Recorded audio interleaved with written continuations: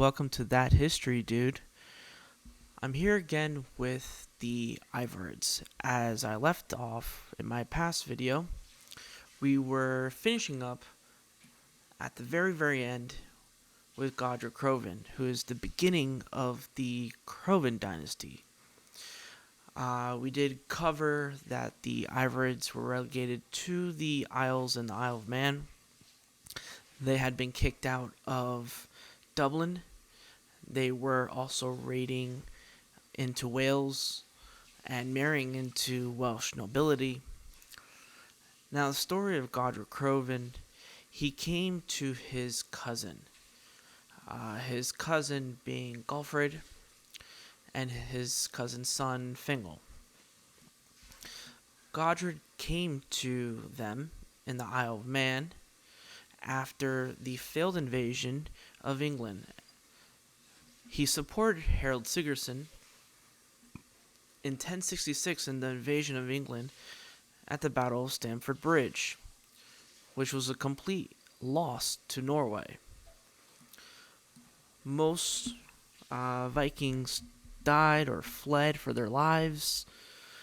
The English prevailed. Now, Godred Crovan, he married Ragnhild Maria, Harold's daughter, the daughter of Harold Hardrada and Elizabeth Rurikid of Kiev. Together, their new dynasty on the Isle of Man be named after him, Crovan. Now, here for this chart, for simplicity, all their surnames are Crovan. Just to note that, they're all the Crovan line. In reality, these are Norse names. So, for example, with Harold, it would be Harold Godredsson, because he is the son of Godred. And same and so forth for their children. Their last names are their father's first names, plus son or daughter, depending on if they're male or female. So, Godred and Maria had 3 sons: Olaf Bitling, Harold, and Lagman. Lagman was the oldest, and he did become king of the Isles after his father's death, but no one wanted him to rule. And while he ruled, Harold was exiled. And so was Olaf. Olaf was raised in England at the court of King Henry I, where he probably met his wife there.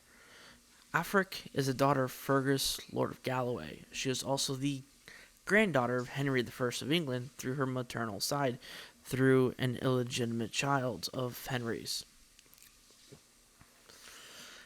His second wife is Ingeborg Hakonsdottir. Ingeborg is the daughter of Hakon Paulson, the 20th Jarl of Orkney, and his wife Helga. If you have watched my videos on the Jarls of Orkney, he is there. So, as I said before, Lagman, because he wanted to rule, he blinded his brother Harold, and he was exiled. Now, whilst in exile, he had a son, Ragnvald, or in English, Reginald, who was exiled, and he blamed his uncle Olaf, the youngest of the 3 brothers, for the exile and for being king, because his father should have been king, even though his uncle was the one that blinded him. He assassinated his uncle Olaf, who was the king of the Isles, after the other brother Lagman died in 1099. So we go to Olaf. Now, Olaf was a smarter man. As I said, he was raised in the court of King Henry I. He learned from a young age. He had several children. He had bastard children who are noted here in the middle with no mother. Reginald Crovan, who actually is the eldest and became king of the Isles. Then you have another Harold Crovan and a Logman Crovan. And then you have a Ragnhild Crovan, who is the daughter of Ingeborg and himself, who, for all the MacDonalds and MacDougals, McCrorys that come from Clan Sorley, Ragnhild married Somerled. Somerled is the progenitor of all those clans that I just mentioned. Somerled would rise up with the Norse-Gaelic population behind him, supporting him, to overthrow his father-in-law and then his brother-in-law. Somerled and his descendants, the MacDougals, the MacDonalds, would chomp away, bit by bit, taking over the Isles, until, down the line, the MacDonalds did become the kings of the Isles. But before all that, getting ahead of myself, the child of Afric and Olaf was Godred II.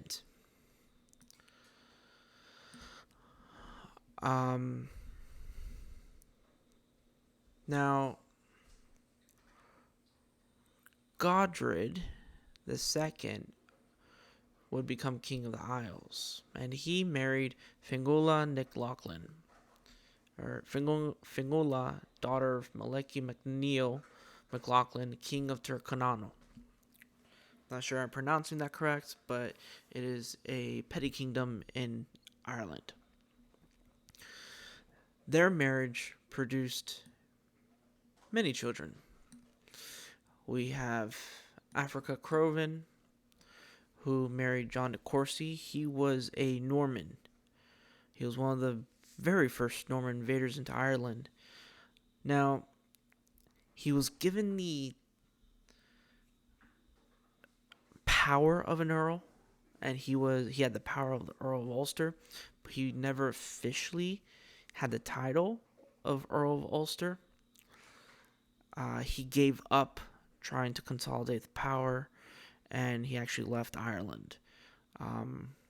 The earldom of Ulster would be given to someone else.